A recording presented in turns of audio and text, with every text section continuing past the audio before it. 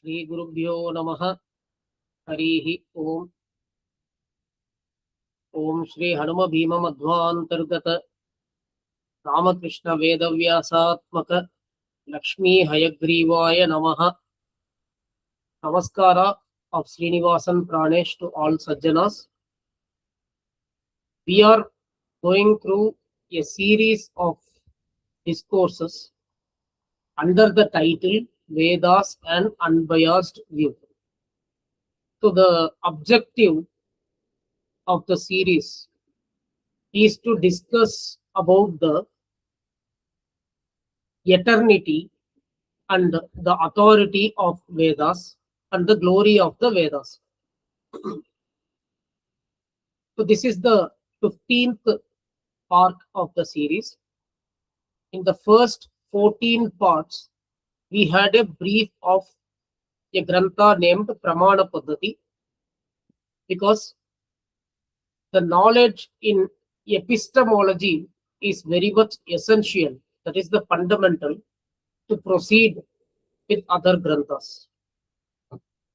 In part 14, we went through what is meant by Agama.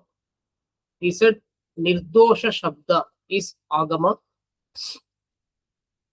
And Nirdosha means defectless. So defectless words are Agama. And we also went through what are all the possible defects in the sounds. Now, starting from this part 15, we are going to enter into the core of the topic. That is the logical debates and discussions about the eternity and the authority of the Vedas. Vedas are unauthored, and that is the reason why they are considered authority, because there is no possible human defects in that, because those are unauthored. For this, we have to travel based on a grantha named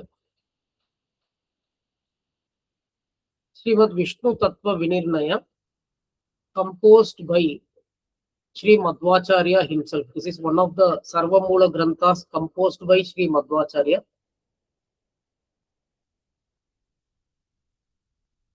So the structure of Grantha is like, we will have the Mula, that is the original verses given by Sri Madhvācārya,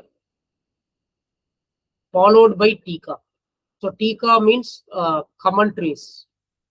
So we have various commentaries. Even Sri Padmanabha Tirtha has written on that.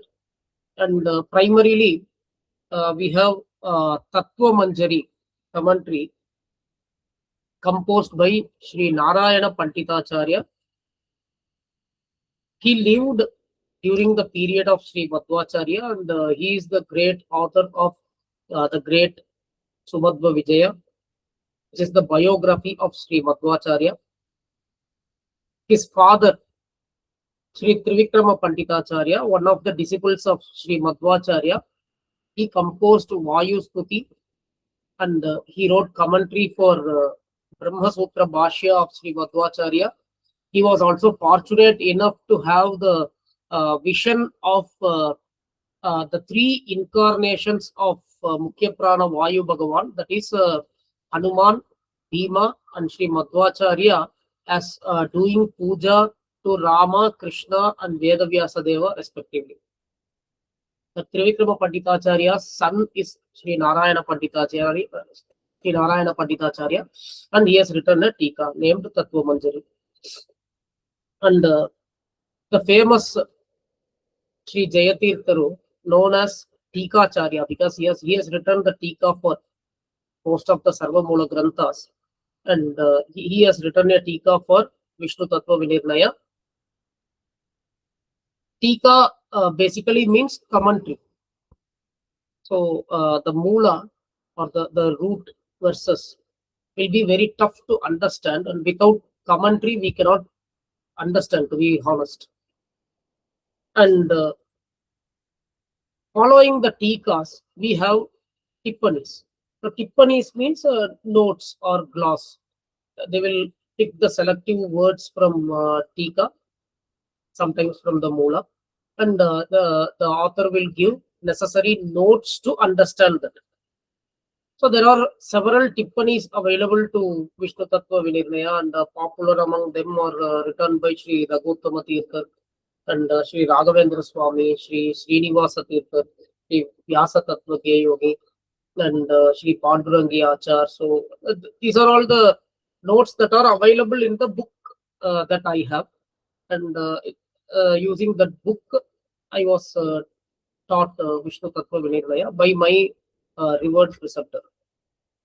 So we are going to proceed into eternity and authority of the Vedas based on this Grantha primarily of Sri Madhvācārya. Of course, we will refer to some other Granthas slightly, but primarily we will proceed based on the structure or the scheme laid in Viṣṇu Tattva Vinirṇaya. So Sri Madhvācārya starts with a Maṅgala Śloka. So Maṅgala Śloka means it is the prayer offered to Lord Sriman Nārāyaṇā and the preceptor as well. But for Sri Madhvācārya, Lord Sriman Nārāyaṇā himself is the preceptor. Sri Vedavyasa Deva, who is the incarnation of Lord Nārāyaṇā, is the preceptor of Madhvācārya. So both God and the preceptor are same. So he starts with Sadakamaika Vigyayam Samatita Ksharaksharam Nārayanam Sada Vande Nirdosha Ashesha Satgunam. So at the very start, he says Sadakamaika Vigyayam. So Agama. God is known specially through the Agamas. That is why we have seen a brief of Pramana Paddhati in the first 14 parts. Because if you see in this 15th part, when we get into the real core of the topic, the very first word of the Mangalacharana leads us again to Pramana Paddhati. So that is the fundamental and foundation, and that is why Pramana Paddhati had been discussed in brief in the first 14 parts as required. So he is known only primarily through Sadagama. So what is meant by Sat Agama, Sadagama? What is meant by Sadagama? So in Tattva Manjari, it is said Sat Agama means Nirdosha Agama. So now we have to get back into Pramana Paddhati, referring to the 14th part. Sri Tikacharyaru said in Pramana Paddhati, Sri Jayatirtharu, he said in Pramana Paddhati that Agama means Nirdosha Shabda Agama. So there are Duragama as well, where there are defects, means defectless words or Agama. They are Satagama as well. And defective words, we already went through what are all the possible defects in the Agama or the words or sounds. So those are not Pramana. We will come to that later. So the first and foremost thing is at the start of Mangalacharana itself, we see that Sri Madhvācāryaru, Srimad Acharyaru, we don't say his name. We generally say Srimad Acharyaru, but I know that even non-Madhvas are listening to this lectures. So that is why I use the name Sri Madhvācārya. And may Sri Madhvācārya forgive me for this. And so in Tattva Manjari, Sad Agama is defined as Nirdosha Agama. Means defectless Agama. So Sadakamaika Vigyayam.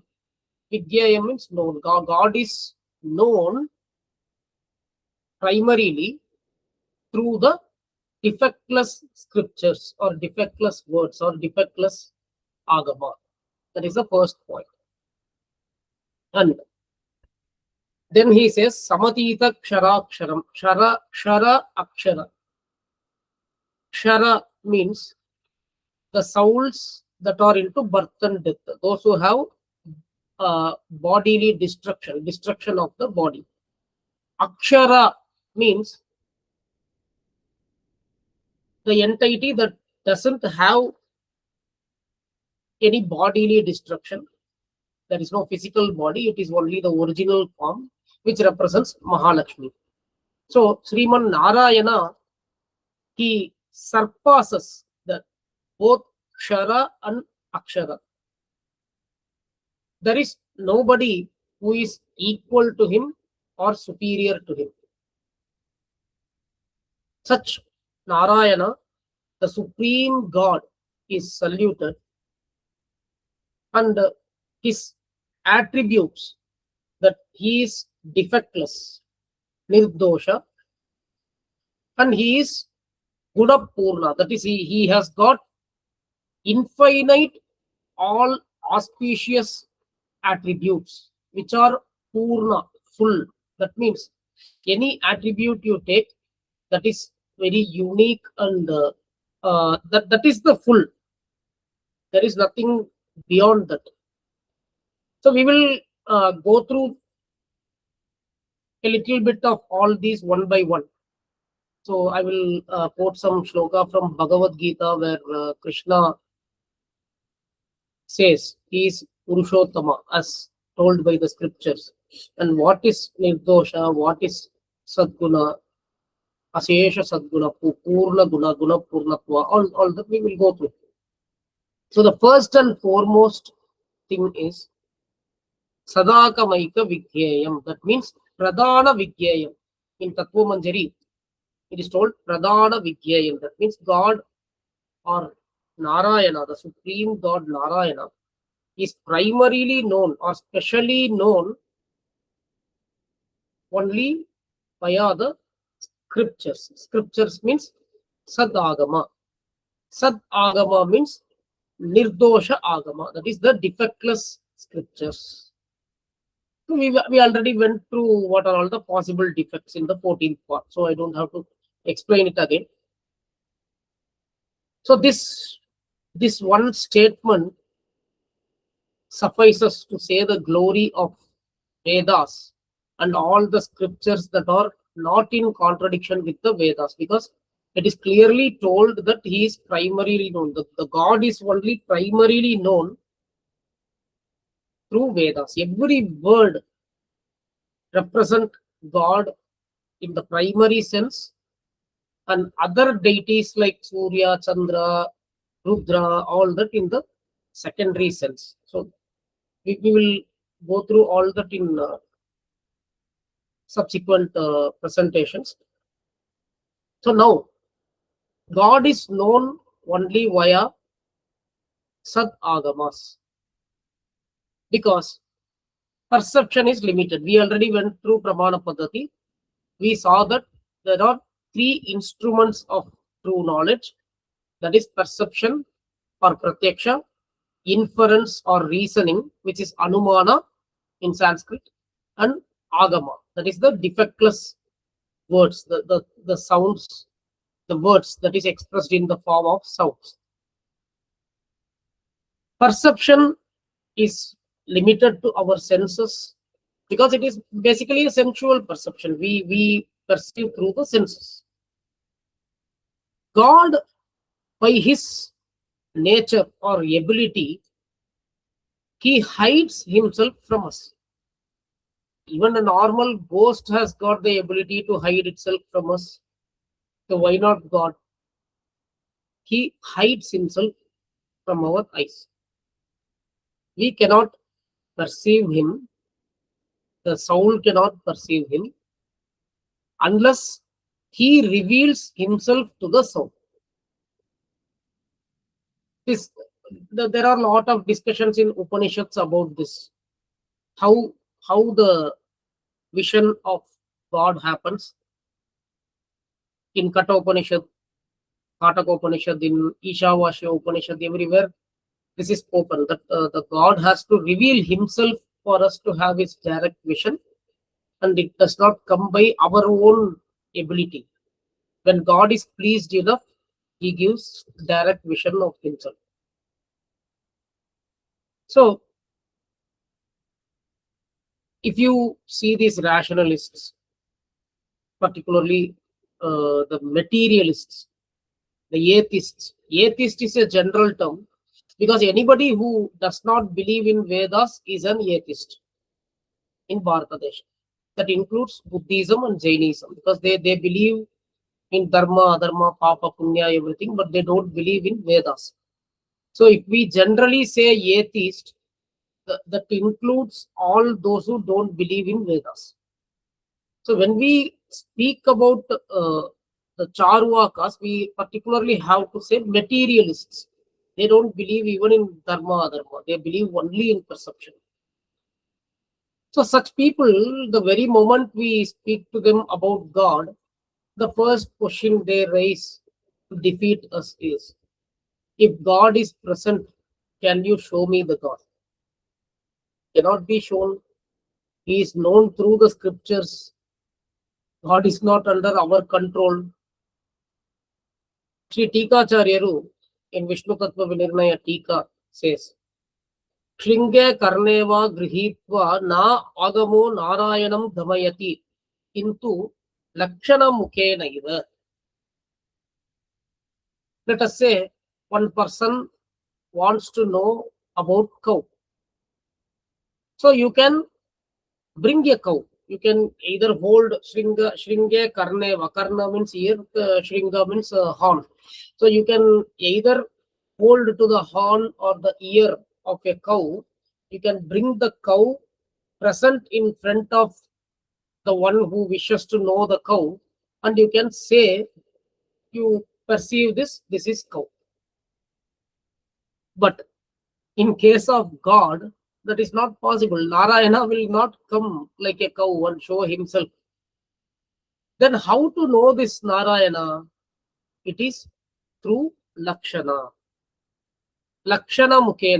Through his lakshanas, we have to know the God. It again goes back to Pramana Paddhati because we discussed what is lakshana there. I think in the initial 1 or 2 parts. So lakshana means it is a unique dharma. Dharma means attribute. So if you want to know what is a table, if you want to know what is a cow, if you want to know what is a chair, these things can be very well shown to a person and it can be perceived and known directly. But God is not like that. So he is known via his attributes, unique dharma, which is lakshana. Which in Sanskrit we say lakshana. Lakshana means basically definition. That is a unique, that is an unique attribute. And there may be several attributes like that, which are unique to that particular goal or the object of knowledge. And where can we get this lakshana? So his unique attributes or lakshana is known via the scriptures, primarily the Vedas. And that is why we need Vedas. We already raised a question, why Vedas, and answered it in our previous parts. So I'm slightly touching upon the same thing here. Through Vedas only, God is known. Not only God, anything that is beyond our senses. Because whatever is beyond our senses, that cannot be perceived. Inference can help, but inference needs support either from perception or Vedas. So whatever is beyond the grasp of senses, those are primarily known from the Vedas. So Vedas describe God. In Sri Raghavendra Swami's Tippani, he has quoted certain examples to understand what is this Lakshanartha. So statements like Vijnanam Anandam Brahma. Brahma means it should not be considered as Chaturmukha Brahma. It is Parabrahma. Brahma means the supreme God, who is none other than Lord Nārāyaṇā. Chaturmukha Brahma is the best and foremost among the sounds. God means there is always only one God, one supreme God. That God is the supreme entity. We already went through a logic also. If there are two independent entities, then the whole creation will be in chaos. There has to be only one independent entity, and that is why this creation is functioning in a proper way. And that one independent entity is the God, who is supreme and who surpasses everybody. There is no one who is equal or superior to him. And that supreme God is none other than Nārāyaṇā. So there are statements in Vedas like Vijñānam Ānandam Brahma. This gives the attributes of the Parabrahma, the supreme God. Satyam Jnanam Anantam Brahma. It comes in Taittiriya Upanishad in the second section, second only, Ananda only. So it says, Brahma vidapnoti param tadesha vyukta satyam jnanam anantam brahma yo veda nihitam guhayam parame vyoman Soshnute sarvan kaman saha. So, Satyam, Jnanam, Anantam, Brahma. All these are attributes or lakshana of Brahma. If you ask who is Brahma, who is Parabrahma, who is the supreme God, then he has to be known via his lakshana. And the lakshana are given in Shastras. That is primarily the Vedas, and we can collectively say Agama. So such a God is to be known as residing in the heart of the souls. One who knows God like this gets all his wishes fulfilled along with the God. That means that soul will attain liberation and will have unmixed joy. So such statements are found in Taittiriya Upanishad. Also in Taittiriya Upanishad, the Tritiya Bhaga, that is Bhrigu, it is told, Yato va imani bhutani jayante yena jatani jivanti yat prayantya visham vishanti tad vijignyasasva tad brahmeti. So it speaks about the cause of creation, sustenance, and destruction, the one from whom proceeds the creation, sustenance or protection, and laya or destruction, where from all are born. Those who come to the creation, when they come to the creation, by whom all are protected, and in whom everything takes shelter again during the destruction.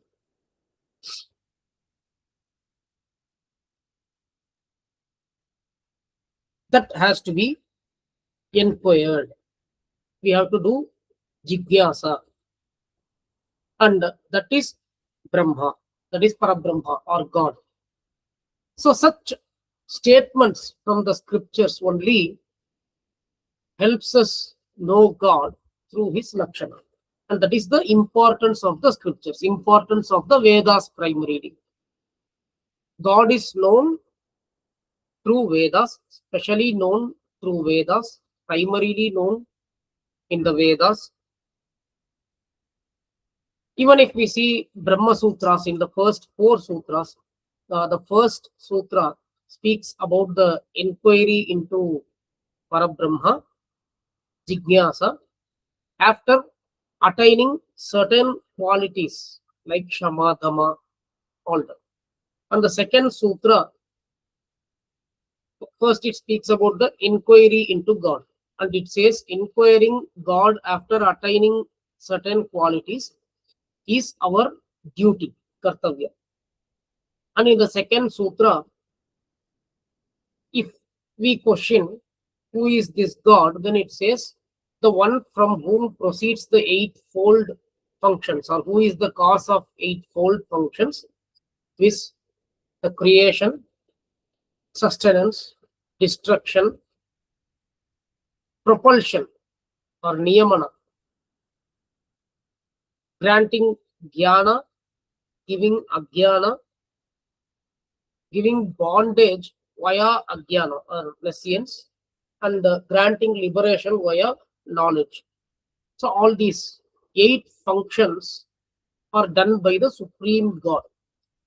So he is projected as the dispenser of these 8 functions, or the cause of these eight functions. Then in the third sutra, it says how to know God. Okay, God is defined as the cause of 8 functions. Where from we can know God? It is through the scriptures, from the Shastras only. And perception and inference cannot help in this. He is known only through Shastras, primarily the Vedas. And in the fourth sutra, if a question arises on who is God, because in Vedas several names come: Indra, Chandra, Surya, Rudra, so many names. I was surprised to hear one person known as a very big Vedic scholar, not from Madhva Sampradaya, from outside. In fact, I joined a course, short-term course with him, and whatever he said, I could not tolerate or bear.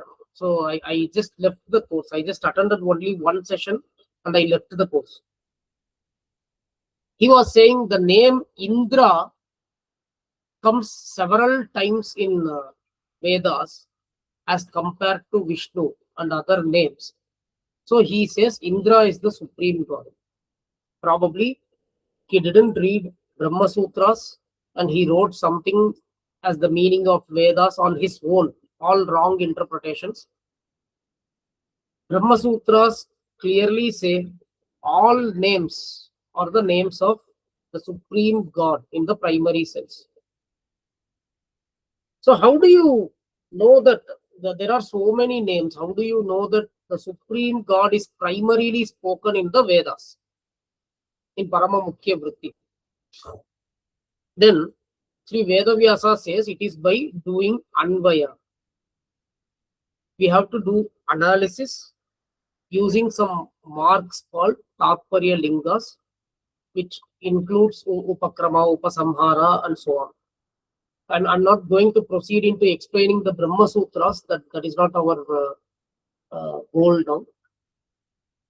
But it clearly says about the functions of God first. Then it says God can be known via the scriptures, Sat Agama, and not by perception or inference. So in that case, can't we perceive God at all? If such question arises, then no, we can perceive God when we are eligible. God will reveal himself to us. So there are 3 categories of souls: Satvika Jiva, or the Mukti Yogya Jiva. Jiva means soul. Nitya Samsari Jiva and Tamo Yogya Jiva. So Nitya Samsaris and Tamo Yogyas, they never perceive God who resides within them. But the Mukti Yogyas do. I will come to that later. I will give you a brief about all these three categories of souls in the subsequent parts of this discourse.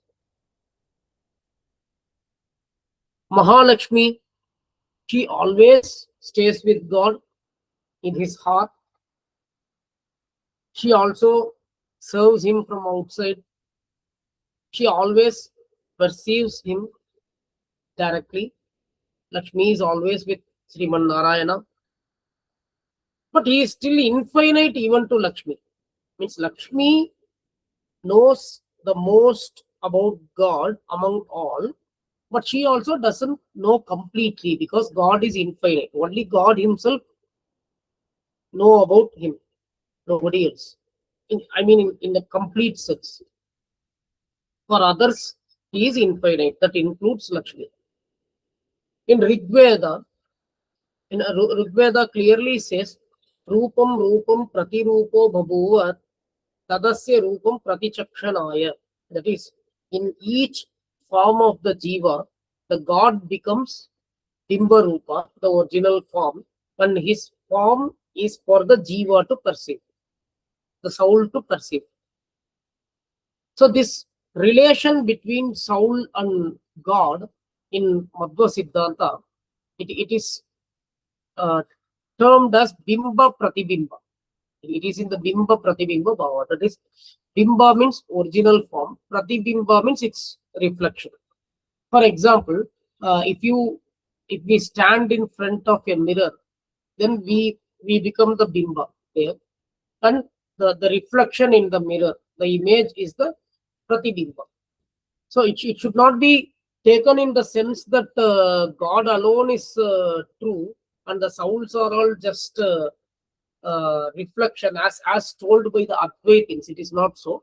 But if we notice, when we stand in front of the mirror, then the image, the reflection in the mirror is completely dependent on us for its very survival and the functions. If we move the hand, the image will move the hand.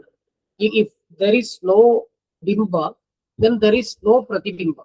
Without bimba, the pratibimba cannot even exist. And for the functions of the pratibimba, the bimba is very, very essential. So all the souls are dependent on God, like the pratibimba, and the bimba rupa, the God, is independent, and because of him only, the very survival of the soul is there. All the functions of the souls happen, and everything happens. So that way we have to understand. So God can be perceived by the sattvic souls. However, it will not happen from day one. So we have to develop certain qualities. We have to inquire God. We have to develop distaste or detachment to this material world. And then we have to do bhakti, defectless, pure bhakti to the God. We have to consider God as important than anybody else, anything else in this world. So by doing all these sadhana, if we please the God enough, when the God is pleased, he reveals himself to us, his bimba form or the bimba rupa. Rupa means form. So this is not going to happen to everybody from day one. Lakshmi is perceiving him eternally. Sri Madhvācārya, being a Rujugana who is capable of becoming Chaturmukha Brahma, so he is perceiving God. But how about others, myself and others, all humans living in this world? So we are not perceiving God now. We don't have the ability to perceive unless the God reveals himself. So, and that happens after pleasing the God enough. When God gets pleased, he reveals himself to us. So the primary means of knowledge about the God to us is Vedas. And that alone suffices to explain the glory of Vedas, the importance of Vedas, the necessity of Vedas, the authority of the Vedas. All souls eligible for mukti will perceive him, but not the Nitya Samsari and Tamo Yogya Jivas. We will come to that later. And even in that perception, we have gradation. For example, Chaturmukha Brahma, he has a clear vision of the God's form along with the limbs. and Garuda, Shesha, Rudra. Means that there is a hierarchy of deities, and the best among the humans, that is the Mukti Yogya humans, will come at the end in the list. So Chaturmukha Brahma and Mukhya Prana Vayu, or whoever are fit to come to the intrinsically eligible to come to the post of Chaturmukha Brahma, the seat of Chaturmukha Brahma, they are called Rujuganas, and their respective wives are called Riju Patnis. Brahma's wife is Saraswati. Mukhya Prana Vayu's wife is Bharati. So when the current Chaturmukha Brahma and Saraswati attains final liberation, then Mukhya Prana Vayu and Bharati Devi, they as a couple, eternal couple, they become the next Chaturmukha Brahma and Saraswati. So then there will be Latavya, Gavya, such 100 names are given to us, and they will all move one step ahead, and they will all come to the post of Brahma, come to the seat of Brahma by their intrinsic ability, and then they will move to the final liberation. So such souls will have clear vision of their Bimba Rupa, along with characterized by the limbs. And below them are Garuda, Sesha, Shiva, Rudra, and all Rudras, that includes Shiva. And they will have vision like a reflection, something like a mirror reflection. So they will see the Bimba form like that. And gods below them in hierarchy, for them the direct vision of God will be like a sun's orb or something. And for the humans, whoever is intrinsically eligible to perceive God directly, so they will see something like the form of lightning. So all these are given in a grantha named Madhva Siddhanta Sara, Padartha Sangraha, Madhva Siddhanta Sara, both composed by Padmanabha Suri. And these how each one will perceive God is all given in those granthas based on the Upanishad Bhashya of Sri Madhvācārya. So we will come to that later. That means that is not very relevant to directly relevant to the topic, but still I will try to give some additional information which is useful to all when we discuss the topic. So God can be perceived. It is not that God cannot be perceived, but the perception is not going to happen to everybody in first place. It will happen only to the eligible souls.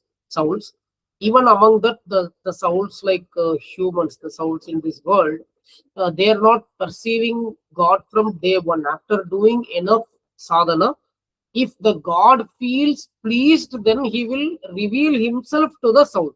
Only then the soul can perceive. But once he perceives, then he is out of birth and death, and he should wait for final liberation. So when Chaturmukha Brahma attains final liberation, these souls will also go to Vaikuntha along with him. That is Mukta Sthana. There are two things in even in Vaikuntha, Shweta Dvipa, everywhere there are two sthanas, Mukta Sthana, Amukta Sthana. Amukta Sthana is where the gods and higher souls, those who are not liberated, go. And Amukta Sthana, Mukta Sthana is where the liberated souls go and enjoy their bliss, unmixed bliss in their nature. So perception, though God can be perceived, we depend on Vedas to know about the God. And inference, we already went through. That inference is either dependent on the perception or it is dependent on the Vedas. To a certain extent, we can infer God. For example, when we see this creation, we can say, when there is a creation, there has to be a creator. Even Rajinikanth told a famous story about this through the scientists, and I think most of you might have watched on YouTube. So because we can infer that way, because in this world we see that everything that is created has got a creator. So that way we can infer that whatever is created should have a creator, and this universe in the same way should have a creator, and we can say that the creator is God. But still we can infer only to the extent that there has to be a creator. There are some people who say those creators are aliens from a parallel universe, from other universe. There are so many theories. It need not be necessarily true, but there are so many theories. They say aliens came and created our world, and aliens from another universe came and created this universe. Several theories are there. And even if we come to a conclusion that there is a creator, and that creator is God, how do we know that he is supreme? What if somebody else is there above him? And how do we know that such God is defectless? How do we know that such God is infinite? How do we know that such God is full of auspicious, infinite attributes? So, if we have to know God, we definitely have to resort to Vedas. There is no other means.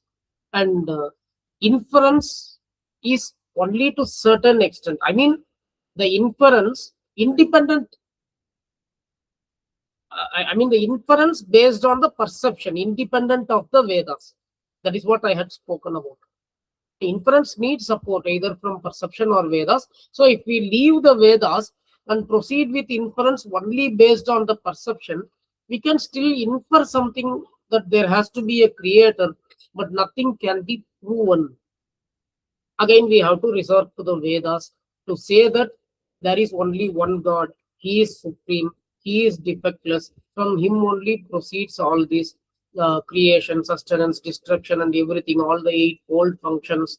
So he is blemishless, defectless. He is full of infinite auspicious attributes.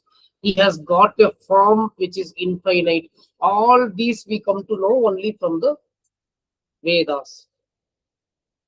Something is created.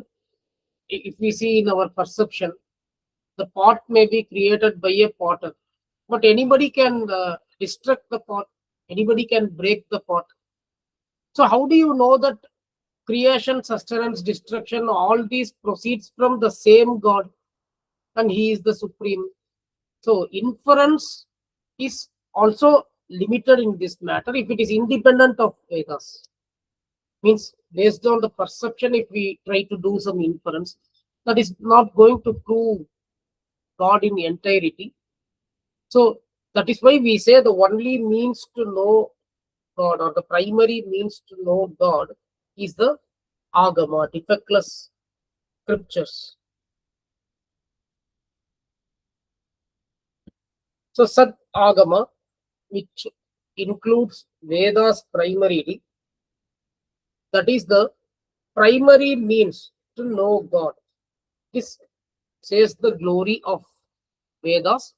So let me conclude this 15th part with this. We have just entered into the core of the topic, and further we will be going through all logical discussions, debates, how objections arise against the Vedas as authority, how objections arise against the eternity of the Vedas, how Sri Madhvācārya debates them logically, proves them in such a way that even the opponents who raised the objections have to necessarily accept that the Vedas are eternal and are the authority.